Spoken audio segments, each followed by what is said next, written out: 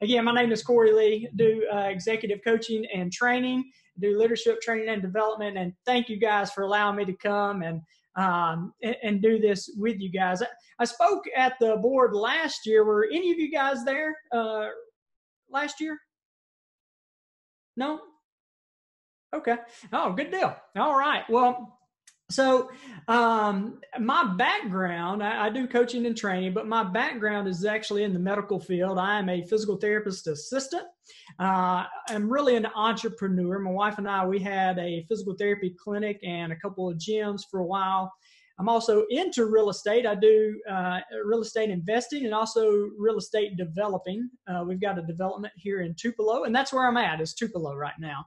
And I also do speaking, coaching, and training and mentoring. And for those of you that might be interested in some of that, I'll make sure at the end on how we can connect. So reached out, and we're going to do this training live. I'm really good. I love the live stuff because I love meeting people, and you guys are in with what you do. You're probably like the live and in-person stuff too, but hey, we're having a shift, right? Everybody's trying to make a shift, and we're all dealing with the same kind of stuff. And I had a training prepared that I was going to share with you guys. I was excited about it, but the more I kind of thought about this, I had something else that really, I guess, kind of came to my mind. This is something that I've shared with my coaching clients. And I've been thinking, should I share it with you guys? And I think it's really relevant, and I think I am. So I still do have a training that we're going to talk about today if we have time to, but I'm not attached to that, right? So I really want to share with you something that's been on my mind and on my heart just a little bit. And again, love to hear your thoughts on some of the stuff that I'm going to share. So everybody still good with hearing me? Everybody good? I see you'll hear somebody did. Okay, good deal. All right. So obviously we're going through a challenging time right now. I think that's pretty obvious, going through some crisis, but there is something about this that I have been really excited about. And that's kind of hard to say. I've had some weird looks on that. But I've really been excited about it because one of the things I know is that within every challenge, there's also an equal and equivalent opportunity, right? And there's just something that I've been excited about with this, and I couldn't put my finger on it. And I think I finally figured it out. And this is something, again, that I've shared with my coaching clients that I'm going to share with you guys too, right? So now, when I say I'm excited, please don't get me wrong, right? I'm not excited about people being sick, and not excited about people with jobs where businesses are making tough decisions and people getting laid off, right? I'm not excited about that. But I am excited about the potential opportunities that are there. And I have a friend of mine, his wife is a real estate agent, and he calls this a black swan event, right? Something that hasn't happened maybe 100, 150 years, right? It probably won't happen again. And what we're going through is what I call structural change, right?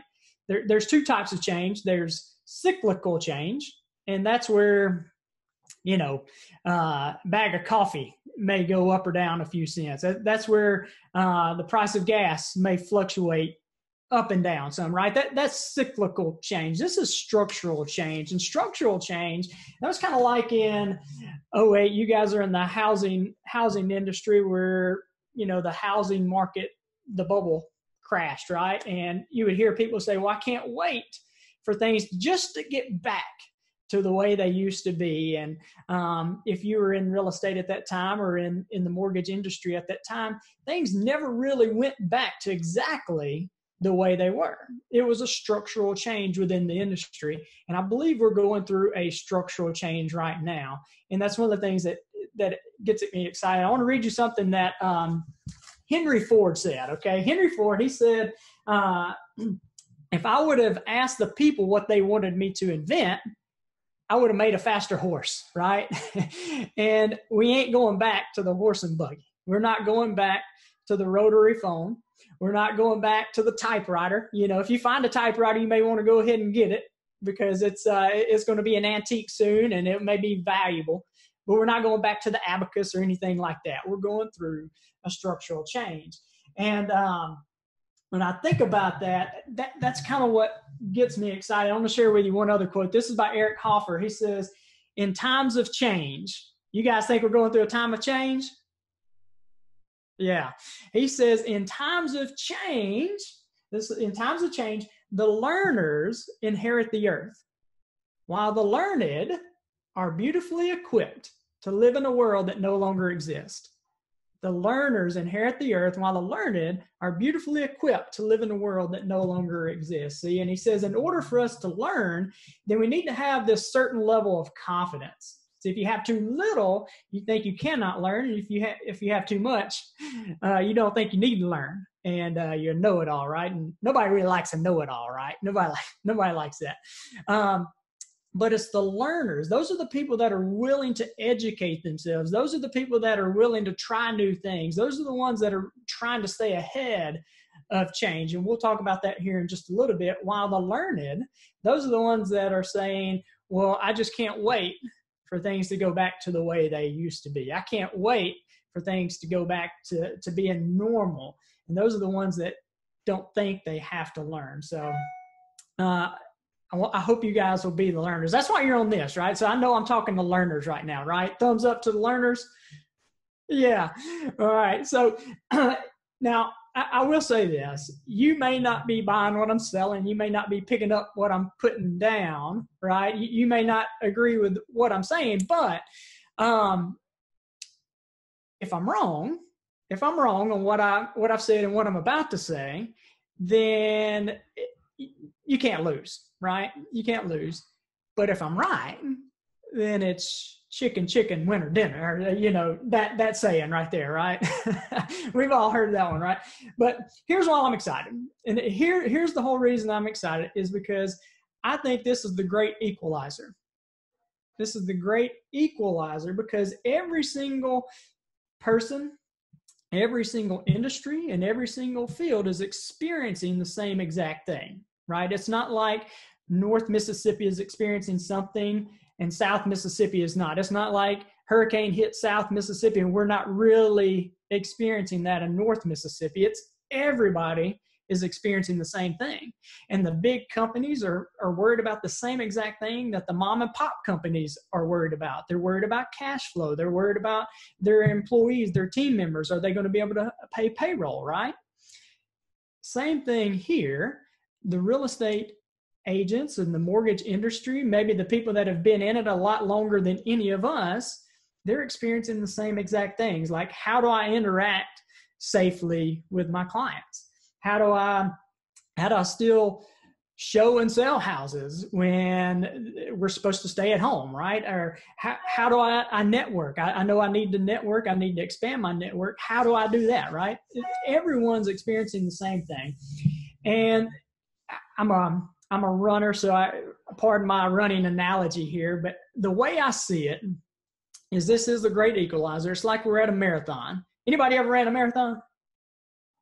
No, we're good. You've probably seen them online where they've got these big, long corrals, right? There's thousands and thousands of people, but I envision it as like the gun is going off and we're about an hour into the race and the race director say, time out. Everybody come on back.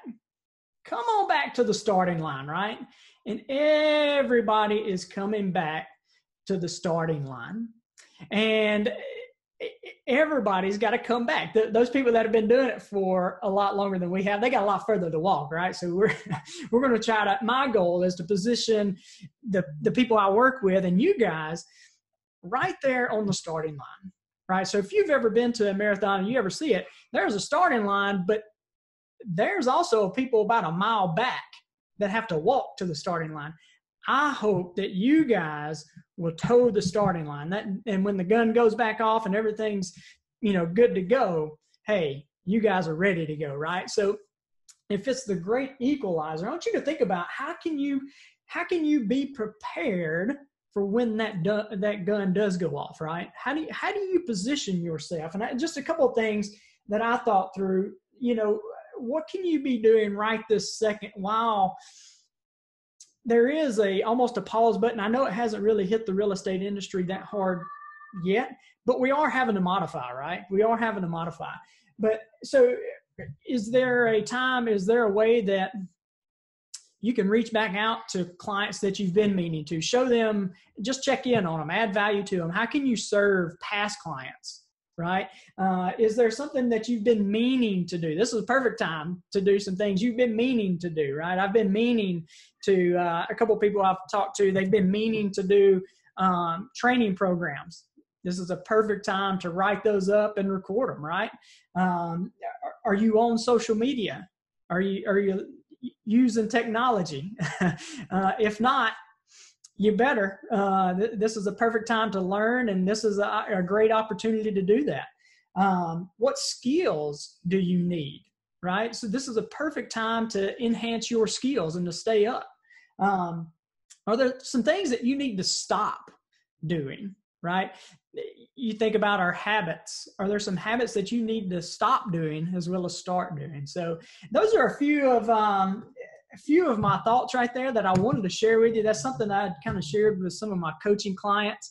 I am excited about what we're seeing right now, for the simple fact of there is opportunity there.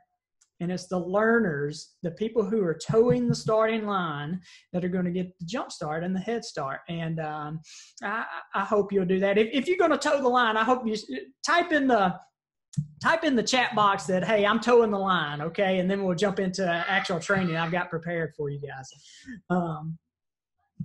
Let's see. Anybody going to toe the line with me? I'm going to toe the line. Yeah, Sandy. There you go, Sandy. I'm glad you towing the line with us, Sandy. Yeah, there we go. I see some more. Patrick, Mr. Thomas, everybody's towing the line. Good. I'm glad. Nikki, good. I'm glad you guys are towing the line. While I'm getting my other training out right here, any thoughts on what I shared? Feel free to put it in the comments, and if you want to make a comment, we can get you unmuted. But maybe what you're seeing in the market, but just any thoughts on anything I just said, and then we'll jump into what I had originally prepared for us today. Tarsha and Amy. Yeah, Adrian. Yeah, towing the line. I like it. Good deal. Yeah, if you want to, yeah, I agree with you, Nikki. The perfect time to learn new skills and be prepared for the future. You're right. Seeing some, some changes in the industry there, that perfect time to learn those skills. So, okay. So been talking for about 15, 20 minutes already. What I wanted to share with you today is something I was thinking on, and especially I work a lot with realtors, and you think about that. I don't know what it is up in your area, but here in Tupelo, there are 500 people with a real estate license. And at one time earlier this year, I think there were 500 realtors and there were 800 listings. Think about that, right? And if there's 500 other people doing exactly what we do and exactly what you do, what makes you different? What is it that separates you from everybody else? And there's a book out there called Purple Cow. Purple Cow. And the basis of that book is, say you're driving, you got this long road that you're driving on, and you see this big pasture, and all you see is brown cow, brown cow, brown cow, and then there's a purple cow, purple cow. It stands out, right? It's remarkable.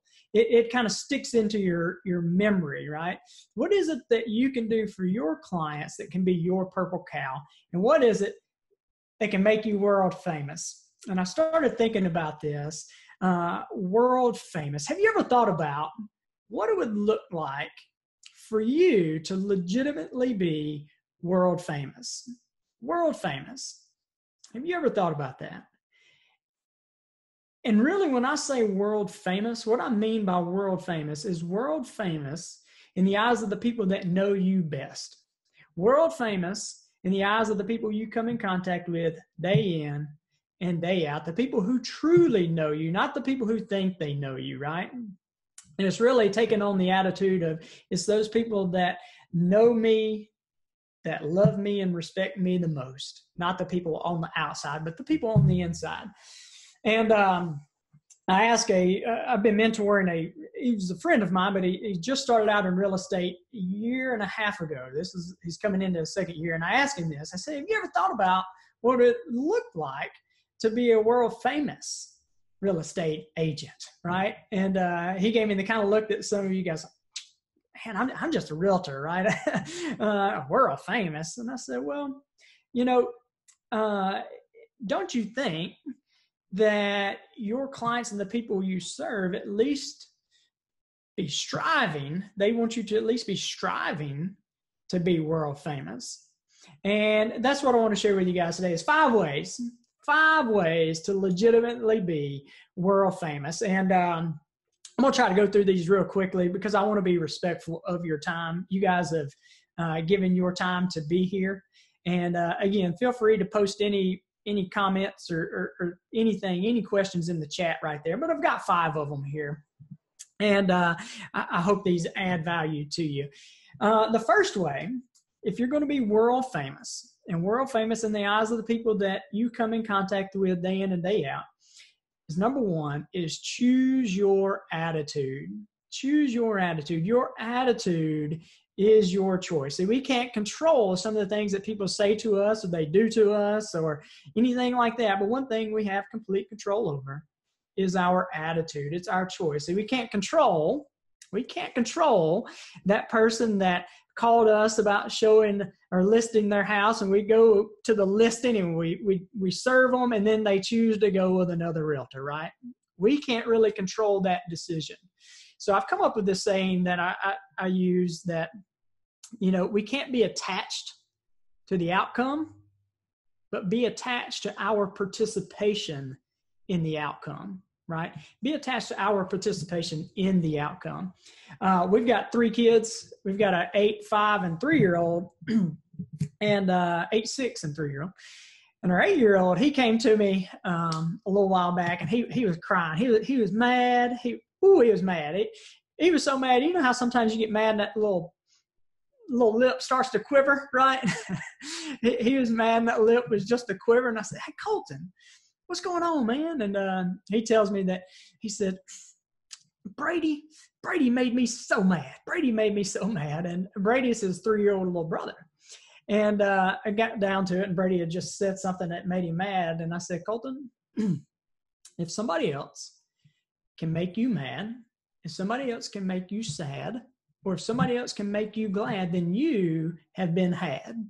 If somebody else can make you sad, mad, or glad, you've been had, because what you've done is you've given somebody else control over the one thing that you have complete control over, and that's your emotions. And you are far too valuable to be giving somebody else control over your emotions. So we want to choose our attitude. I got a quote here.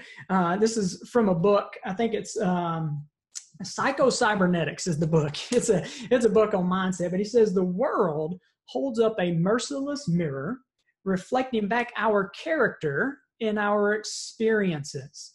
The world holds up a merciless mirror reflecting back our character in our experiences. You think about that. If me and Christy Stokes here are talking. Hey, Christy, if me and you are talking and I get a little tense and my tone of voice starts to go up, you're going to reflect that back too. Your tone of voice is going to come up as well. So if everybody around me seems to be having a bad attitude, they're negative and they're wanting to take advantage of me, I may need to check myself, because that's maybe what I'm reflecting back. And that's exactly what this quote is saying. The world holds up a merciless mirror reflecting back our character in our experiences. I heard a story of these 2 guys one time. They were, both of them were moving to a new town. And one guy, he's moving from a town. He comes in, both of them moving into the same town. And he comes to the town, and on the town square there was this older guy who was just sitting on the park bench. And this guy comes up to him and he says, excuse me, sir, I'm new to town. I'm just moving here. Can you tell me a little bit about this town? And the old guy looks up at him and he says, well, tell me about your old town. He said, I could not wait to get out of there. Those people, they were so mean. They were so rude. They were always trying to rip you off and so negative. I could not wait to leave that place. And the old guy looks up at him and he says, well, I'm afraid you're going to find this town to be pretty much exactly like your old town. And the guy kind of looked down. He was a little bit depressed. And he said, that's what I was afraid of. And he walks on. And then the other guy comes in and he sees the same old guy sitting on the corner, and he goes up to him and says, excuse me, sir, I'm new to town. Can you tell me a little bit about this town? And the old guy looks up at him and he says, well, can you tell me about your old town? And the guy says, oh, it was great. We loved that place. We really didn't want to leave, but my job brought me here, and I had so many friends, and we really just hated to leave. People were so nice and so friendly. And the old guy looks up at him and he smiles and he says, well, I think you'll find that the people in this town are going to be very much like the people in your old town.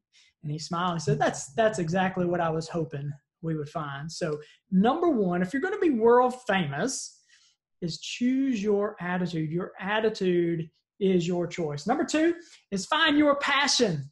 Find your passion. I'd rather die of passion than of boredom, is what John Maxwell says. One person with passion is better than 40 people merely interested. And isn't that the truth? See, find your passion. And what I mean by that is every single one of us have our own unique gifts, talents, and abilities. Every single one of us. There's never been anyone exactly like you, and there never will be anybody exactly like you. And there's something within you that you have to offer. And a lot of times people don't understand or they can't identify that. So just kind of a clue for you is think about your job. There are certain things about your job and your career that you really, really like. There's probably also some things that you don't necessarily like. But the things you do like, why do you like those things? What is it about those things that you do that you really like? Because once you dig into that, you'll get some clues into where your passions lie, and where your passions lie, that's where your giftedness lies. Just a real quick question. I'm going to ask you guys a question, and you can kind of type it in the chat box. This is a question that I think a lot of people try to figure out too. Do you think it's better, and you just type in strengths or weaknesses, do you think it's better to focus on your strengths or on your weaknesses? Improving your strengths or improving your weaknesses? And just type in the chat box there, strengths or weakness, either one. Adrian says strengths. All right, strengths. Have to work on both. There you go. Strengths. Both. All right. Work on weakness. Both. Good. Thank you guys for sharing that. So one of the things I kind of like to say is you think about what you're good at. And it just kind of give me as an example. So let's say on a scale of 0 to 10, when it comes to being detail oriented, I'm a 2. And it's probably for me a -2, but say I'm a 2, right? And let's say on a scale of 0 to 10, whenever it comes to communication, maybe I'm a 6, right? So I can take that weakness, detail oriented, I can read all the books, I can go all the courses, I can go all the seminars, and I can really focus my time and energy and effort on those weaknesses and improving that weakness. And I might, over a period of time, I can take that from a 2 to a 5, right? I can take it from a 2 to a 5. Well, that's average, right? That's kind of mediocre. But let's say that 6, I go to all the courses, I go to all the seminars, I really focus on being a better communicator, better connector, and I read all the books, and I really, really spend some time on building up that strength. And over a period of time, I can take that 6 to maybe an 8 and maybe a 9. Now you're talking world class. Now you're talking world famous, right? So there are you have your gifts and your talents and your abilities. Sometimes it's very difficult to find those on your own because it's hard to see the picture when you're in the frame. So if you had a coach or a mentor or maybe an accountability partner or a spouse or a friend who can speak some truth into you to help you with that, but really digging into finding your strengths and then maximizing those strengths. So we want to focus on our strengths, but shore up our weaknesses, right? And for me, I am probably a 2 on details. I need to either be aware of that. I need to be aware of those weaknesses.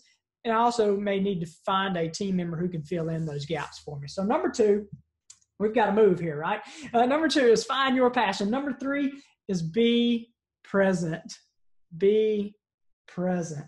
If you desire to make an impact on the lives of other people, if you want to be world famous, give people your time and your attention. Your time and your attention. Typically when I do this live, we'll do, I have an exercise here where we talk about the 3 levels of listening. And there are 3 levels of listening. The first level is where if me and you are talking, I am merely listening from my own point of view. I'm listening to what you're saying, but I'm just all about me. I'm waiting for you to stop talking and put a period on the end of that sentence so I can start talking, right? And that's how most people talk, right? And they're thinking from their own point of view. But if you're going to be world famous, you have to at least listen from level 2. And level 2 is when you start to put yourself in the other person's shoes. You're listening from their point of view, getting really curious about what they have to say, and you want to know more about what they're sharing. Level 3, that's a deeper level. That's where you start listening to the words behind the words. You're listening to tone of voice. You're watching body language, facial expressions, and those kind of things. And at that level, you can really make an impact on the lives of other people. So number 3 is be present. And I'll be honest with you guys, that one's tough for me. That's tough for me. My mind's always going. And really what be present means is if I'm at home with the wife and kids, then I'm at home with the wife and kids. I'm not at work. If I'm at work, I'm at work. I'm not at home with the wife and kids. And if I'm out eating lunch with a friend, then I'm out eating lunch with that friend, right? So number 3. Number 4 is make the commitment to growth. Make the commitment to growth. The only guarantee that tomorrow will be better is if you're growing today. And if you're not growing today, you are today all you will ever be. Think about that. If you're not growing today, you are today all you will ever be. Here's what that means is if, for me, at 34 years old, if I'm not growing today, I'm maxed out. I am capped out. This is as good as it is going to get for this 34-year-old. And I don't know about you guys, that is more depressing than it is motivating, right? When school was in session, I was helping our son with our oldest son. He's in the 3rd grade, and I was helping him with his math homework. And they are doing math in 3rd grade that I can remember doing in high school. That is crazy, right? They're learning in 3rd grade some of the math I can remember learning in high school. And I share that with you because, see, if you're not growing, it's not that you're standing still. It's not that you're standing still. My friends, you're getting left behind. Because, see, that kind of change and that rapid progression is not just happening in education. It's happening in every single industry, right? So if you're not growing, you're not just standing still. You're getting left behind. Last one right here is exceed expectations. Exceed expectations. See, most people, average people, they just want to meet expectations. But if you're going to be world famous and you're going to serve people to your highest degree, you have to exceed those expectations and find ways to do that. I want to read you guys a quote here. This is by Jim Collins. It's from the book Good to Great. Anybody ever read that book? Oh yeah, got a few. Nice. Awesome book. But Good to Great. This is what he says. Good is the enemy of great. I like that. Good is the enemy of great. And that is one of the key reasons why we have so little that become great. We don't have great schools, principally because we have good schools. We don't have great government, principally because we have good government. Few people attain great lives, in large part because it is just so easy to settle for a good life. So we want to exceed expectations. And you think about what you're doing. And again, if there's 500 other people doing exactly what you're doing, how can you separate yourself and exceed the expectations? So those are the 5 that I have right there. We want to choose your attitude. We want to find your passion, be present, make that commitment to continual growth, and then exceed expectations. Guys, I hope that has added value to you. I know we blew through both of those. I really do. I hope you find at least one thing that you can take to apply to grow yourself and to grow your business where you can make an impact on the lives of the people that are around you. I do want to open it up for any questions in the comments there, or any comments, right? You can say, I disagree with you. You can't tell, but I'm a short guy. So most of the time I'll say, I disagree with you, short guy. You can say that. I'm good with that, right?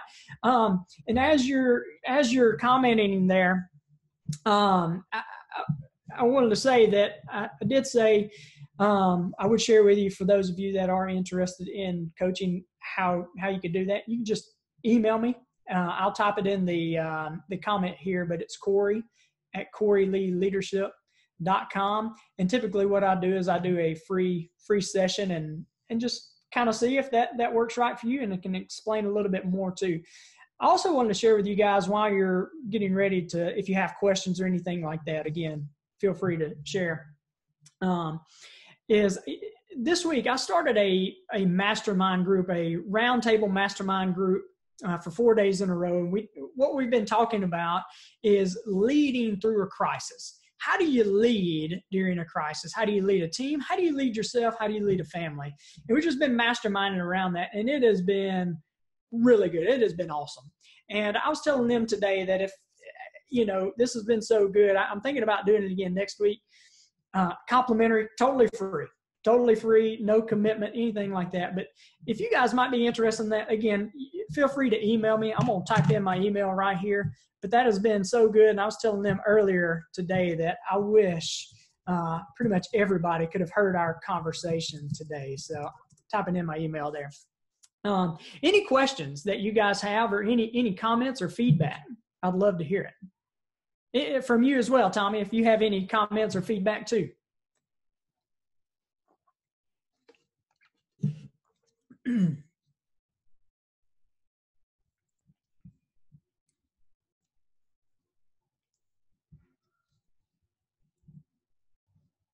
This is the point. I guess I should have somebody singing in the background for us, right? Yeah. Tommy, is there anything you would like to add to on towards the end here? No. You did great. And okay. You're more of an expert on this than I would be. So it was great information that you just gave. Well, thank you.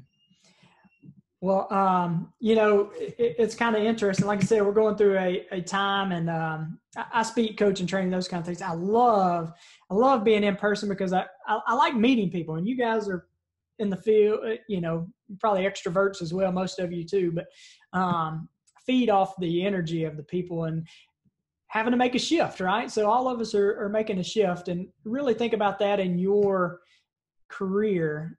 Is there an area where you do need to make a shift or have to make a shift? So thank you, Christy, for sharing that. Thank you, Michael. Thank you, Dana. Yeah. Well, again, any questions or anything like that, or like more information, I've got my email on there, but it's Cory, C-O-R-Y, at CoryLeeLeadership.com. And thank you, guys. I do hope it has added value to you. And I hope you guys have a great rest of the day. Thank you. Thank you, Tommy, as well, for allowing me to do this. Thank you.